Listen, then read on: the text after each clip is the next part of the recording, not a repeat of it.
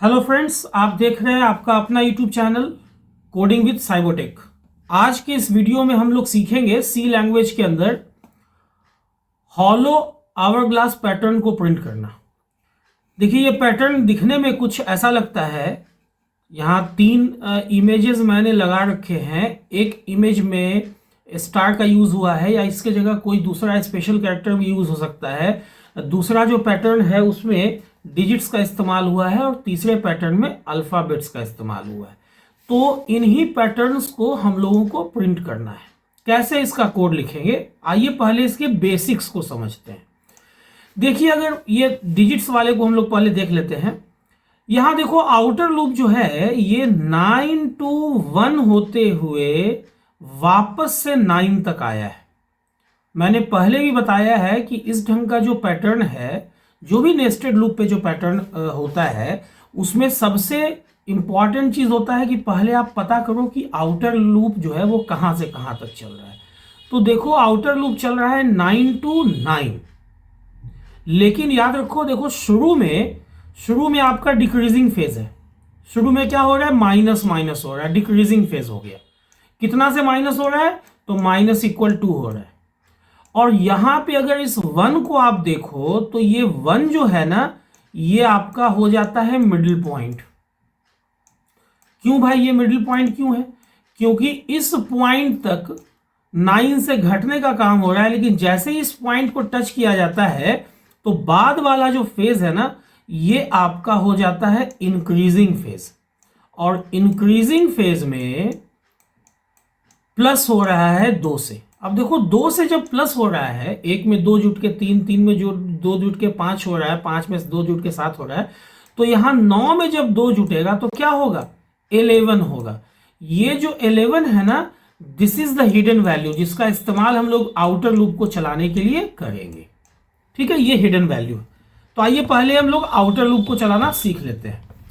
देखो, यहां पे मैं कैर या INT भी आप ले सकते हो। एक मैं आई नाम का वेरिएबल ले लेता हूं, और यहां पे चूंकि मुझे 9 से शुरू करना है तो इसमें मैं रख लेता हूं 9।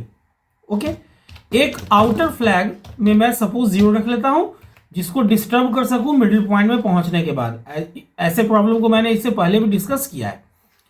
अब जो है, मैं लूप लिखता हूं कि जब तक आई का वैल्यू कहां तक ना पहुंच जाए, 11 तक ना पहुंच जाए, 11 ना हो जाए, तब तक क्या करो।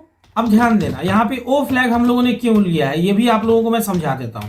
चलो, अभी मैं %d करके न्यू लाइन में आई के वैल्यू को प्रिंट कर देता हूं।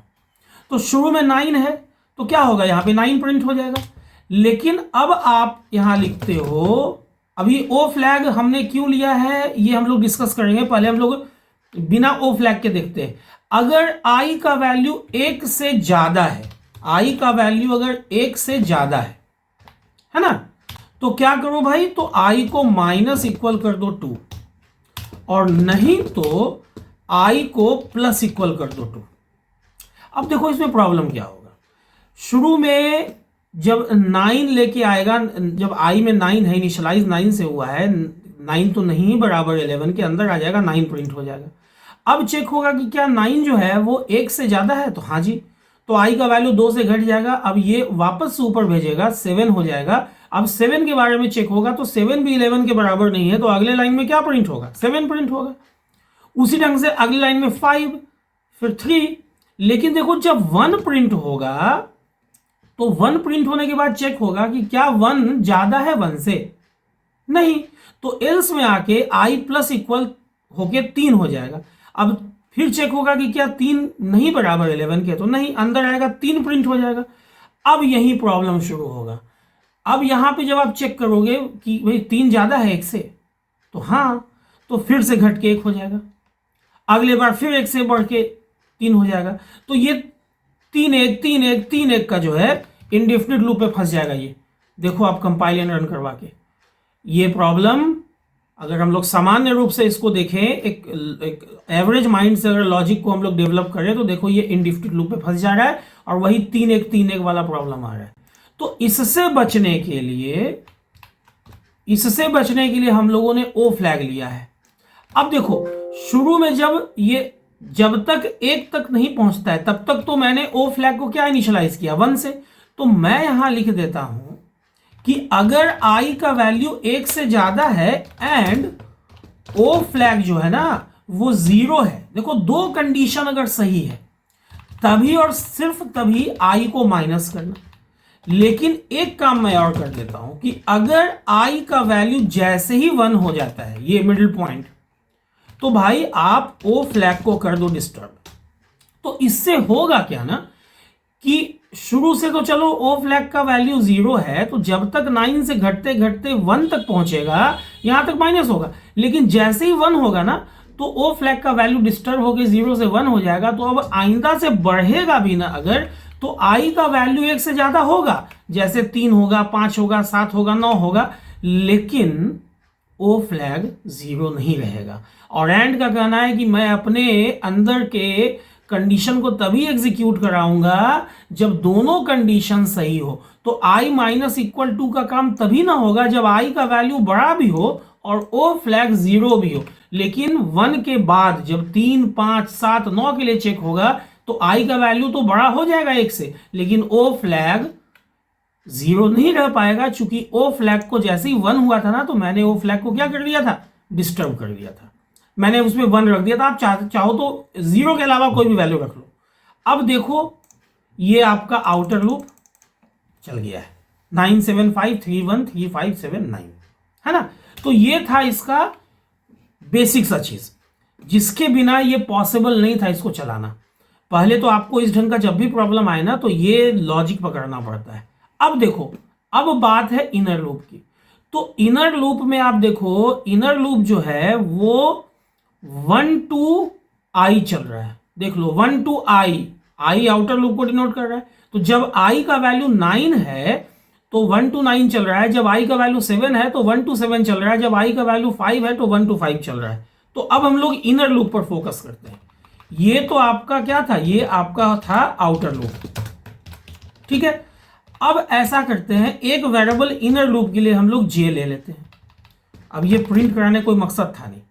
अब यहां पे हम लोग लूप चला देते हैं for j equals 1, j is less than equal to i और j प्लस प्लस। देखिए बहुत ध्यान से एक एक पार्ट को समझेंगे ताकि ये एक ही वीडियो काफी हो इस ढंग के प्रॉब्लम को सॉल्व करने के लिए। अब देखो ये जब मैंने j को 1 से i तक चलाया तो 9 के केस में ये 1 to 9 चलेगा, 7 के केस में ये 1 to 7 चलेगा, 5 के केस में ये 1 to 5 चलेगा। अभी मैं क्या करता हूं ना कि बस सीधा ऐसे ही प्रिंट कर देता हूं %d करके, ठीक है, कॉमा j का वैल्यू। हालांकि देखो अभी ये आउटपुट नहीं आएगा, मैं ऐसा क्यों कर रहा हूं ये भी आप लोग समझोगे अभी। और इस लूप से बाहर आने के बाद मैं लाइन को कर देता हूं चेंज। तो अब मैंने ऐसा इसलिए किया क्योंकि देखो मुझे स्टेप बाय स्टेप लॉजिक समझाना है। अब देखो क्या हो रहा है, समझना बात। अब कम से कम एक चीज तो हो रहा है ना कि 1 to 9, 1 to 7, 1 to 5, 1 to 3, 1 to 1, 1 to 3, 1 to 5, 1 to 7, 1 to 9 चल रहा है। ठीक है, ये पैटर्न नहीं प्रिंट हो पा रहा है, ठीक है, कोई बात नहीं।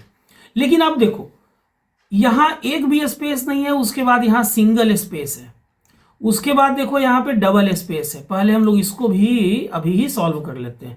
उसके बाद यहाँ 3 स्पेस हो जाता है, उसके बाद यहाँ कितना स्पेस है भाई, तो यहाँ 4 स्पेस है, ठीक है। यहाँ फिर से देखो घट के 3 स्पेस हो जा रहा है।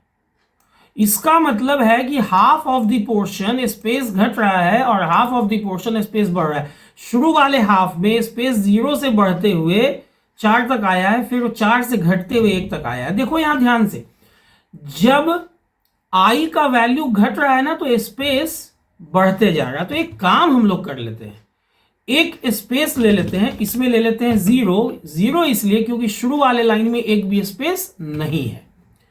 और इससे पहले कि इनर लूप में हम लोग आए जिससे j का वैल्यू प्रिंट हो रहा है, हम लोग एक स्पेस को प्रिंट करने का एक अलग से लूप चला लेते हैं जिसमें j को ही यूज कर लेते हैं क्योंकि j अभी तक अनयूज्ड है यहां तक। अब j को 1 से sp तक हम लोग चलाते हैं और j को कर देते हैं प्लस प्लस, और यहां पे हम लोग प्रिंट कर देते हैं %c क्योंकि स्पेस एक तरह का क्या है, कैरेक्टर है। लेकिन अब ध्यान दो, एसपी को प्लस प्लस या माइनस माइनस आप यहां कैसे करोगे?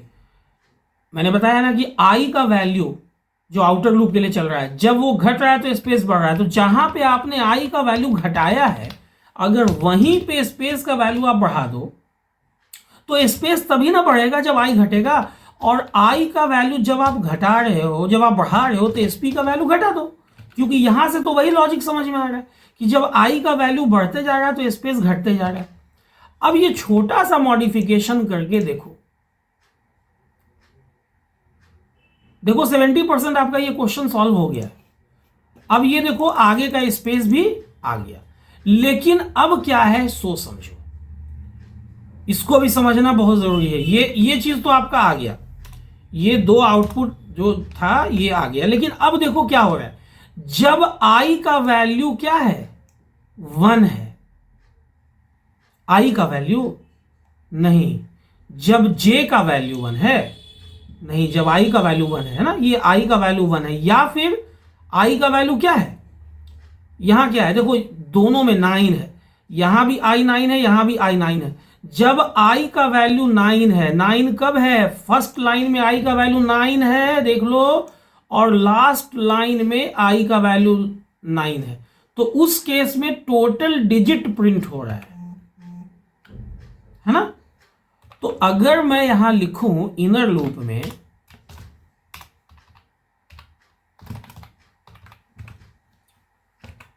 क्या लिखना होगा आप समझो ना, जे का वैल्यू अगर 1 है, अगर मान लो मैं जे को भी चलाऊं, लेकिन जे से नहीं काम चलेगा, अगर मैं लिख दूं कि अगर आई का वैल्यू 9 है, 2 टाइम्स 9 मिल रहा है, तो आप प्रिंट कर दो %d कॉमा जे का वैल्यू, और नहीं तो अब नहीं तो अभी मैं नहीं लिखता हूं, अभी आप इसको थोड़ा सा एग्जीक्यूट करा के देखो, तो देख लो पहले लाइन में 1 to 9 आया है और लास्ट लाइन में 1 to 9 आया है। अब रही बात कि बीच वाले लाइन का क्या होगा, तो देखो एल्स मतलब जब आई का वैल्यू 9 नहीं है, तो है ना, लाइन नहीं ना है 9, यहां 7 है, यहां 5 है, 3 है ना, ऐसा है।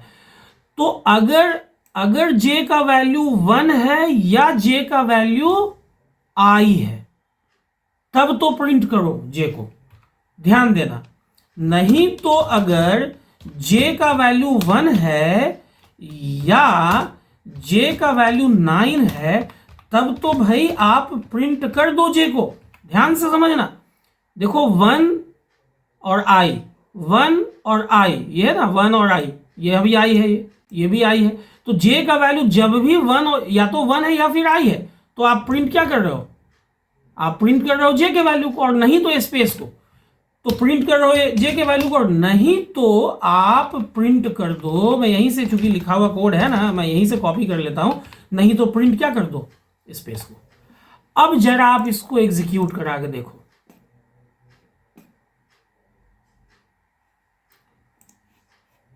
अब देखो ध्यान से, यहां क्या हो रहा है, जे का वैल्यू 1 है या आई है, आई के केस में आई, जे का वैल्यू 1 है या आई है, देखो मैंने 9 लिख दिया था, आई है, मैंने यहां बताया भी कि जब जे का वैल्यू 1 है या आई है। तो अब देखो यहां आप कंपाइल एंड रन करा के, तो आप देखोगे कि देखो यही पैटर्न था क्या, देख लो 1 2 3 4 5 6 7 8 9 है, फिर 1 7 1 5 1 3 1 1 3 1 5 1 7 1 2। यहां पे एक छोटा सा मिस्टेक मुझसे हो गया था, यहां पे एक्चुअली मैंने यहां आप लोगों को समझाने वक्त बताया कि जे का वैल्यू 1 है या आई है, लेकिन गलती से यहां टाइपिंग मैंने 9 लिख दिया था। लेकिन देखो ना सेम आउटपुट तो आ गया। अब अगर इसी को स्टार में हम लोगों को प्रिंट करना है, ये वाला स्पेशल सिंबल, अगर स्पेशल कैरेक्टर को यूज करना है, तो यहां पे जे के जगह पर हम लोग स्टार को सिंगल कोटेशन में प्रिंट करेंगे, और स्टार एक कैरेक्टर है जिसके लिए %c को यूज करना होगा, यहां पे भी %c, यहां पे भी स्टार, ठीक है। तो अब अगर आप इसको एग्जीक्यूट कराओगे तो देखो, अभी आप देखोगे कि देखो ये स्टार से आपका देखो आ गया, है ना, ये देखो सेम लॉजिक से स्टार वाला भी प्रिंट हो गया। अब मैंने जो भी इस ढंग का पैटर्न बताया है ना, तो ये जो अल्फाबेट बेस्ड है इसको मैंने दो तरीके से बताया है, वे नंबर 1 एंड वे नंबर 2। वे 1 में मैंने ASCII कोड का इस्तेमाल किया है और वे 2 में मैंने कैरेक्टर का ही इस्तेमाल किया है। अगर हम लोग 9 से भी चले, क्या प्रॉब्लम है? देखो 9 की जगह क्या प्रिंट होना है? I। 1 की जगह क्या प्रिंट होना है? A। A का ASCII कोड क्या है? 65 है, लेकिन यहां J क्या है? 1 है, तो J में 64 को जोड़ दो। सिंपल सा तो लॉजिक है। %C ही रहने दो, यहां पे 64 प्लस J कर दो, यहां पे भी क्या कर देना है आपको? 64 प्लस J कर दो। ठीक है, अब देखो तो कंपाइल एंड रन करके तो आप पाओगे कि वे नंबर 1 से ये जो कैरेक्टर वाला भी है ना, देखो ये प्रिंट हो जाएगा। यही चीज तो है, AGAE, देखो तो AGAE, हाँ यही चीज है। लेकिन अगर इसके सेकेंड तरीका को हम लोग देखें तो जो मेरा आउटर लूप है वो I से होते हुए I तक जा रहा है। चलो इसको हम लोग ASCII कोड पे ही चला देते हैं कि 9 से I का ASCII कोड हम लोग, क्या I का ASCII कोड लिखिए, क्या जरूरत है उतना लंबा लिखने का? I में 9 ही रखो ना। J को जो है, J को हम लोग कहां से चलाएंगे? अगर I को हम लोग यहां से चलाते हैं, J को अगर हम लोग चला लें कहां से? A से, और ये चला लेंगे 64 प्लस I तक, तो 64 प्लस I तो ऑटोमेटिक आपको कैरेक्टर दे ही देगा ना। जब 9 होगा तो 64 प्लस 9 I ही देगा। तो उससे क्या होगा? लेकिन यहां एक चीज ध्यान देना होगा, आप I का वैल्यू 9 है, चलो कोई बात नहीं, I का वैल्यू 9 है, 9 तो रखना नहीं होगा।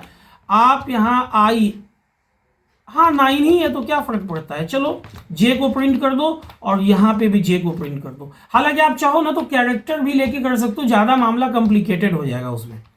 तो मैंने क्या किया है, मैंने इसी लॉजिक पे इसको सॉल्व किया है। हालांकि देखो कैरेक्टर वाले लॉजिक पे मैंने इस प्रॉब्लम को सॉल्व किया था इससे पहले के कुछ पैटर्न्स में, तो आप लोग उस वीडियो को भी देख लेना, तो वो भी एक लॉजिक निकल के आ जाएगा और ये भी एक लॉजिक आज निकल के आ रहा है। अब देखो यहाँ पे प्रॉब्लम क्या हो रहा है, अब देखो A से I तक तो ठीक चल रहा है, कहाँ प्रॉब्लम हुआ भाई?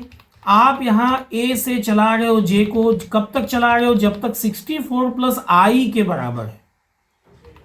64 प्लस I, अगर हम लोग इसको ऐसे ही कन्वर्ट कर दें, मान लो हम लोग इसको ऐसे ही कन्वर्ट कर दें कि A से एक्चुअली हो क्या रहा है, शुरू में जब I का वैल्यू 9 है तब तो ठीक है। अगर J का वैल्यू A है, ध्यान देना, या J का वैल्यू क्या है भाई? तो J का वैल्यू क्या है? I है, 64 प्लस I है, 64 प्लस I है, तो ऐसा प्रिंट कर दो। देखो ये छोटा सा मॉडिफिकेशन हम लोगों ने कर लिया। अब देखो आप, तो ये आपका आउटपुट देख लो, सेम पैटर्न प्रिंट हो रहा है ना। तो आप लोग इसको थोड़ा ध्यान से इस लॉजिक को समझना है ना। यहां पे मैंने जो ये अभी जो ये लॉजिक बताया है ना, इस लॉजिक को मैंने प्रीवियस वीडियो में ऐसे नहीं बताया था, दूसरे ढंग से बताया था। तो उससे क्या होगा ना, अब उस वाले लॉजिक को आप यहां पर इंप्लीमेंट कर लेना, और इस वाले लॉजिक को, ये जो V2 वाला लॉजिक था, इसको आप उन सारे वीडियोज में के प्रॉब्लम में अप्लाई कर देना, तो आपका दोनों लॉजिक क्लियर हो जाएगा। तो उम्मीद करता हूं कि अब आज के इस वीडियो को देखने के बाद आप लोग भी इस पर्टिकुलर पैटर्न को, जिसका नाम है हॉलो आवरग्लास पैटर्न, इसकी कोडिंग आप लोग लिख सकोगे सी लैंग्वेज के अंदर। उम्मीद करता हूँ ये वीडियो आप लोगों को नॉलेजेबल और अच्छी लगी होगी।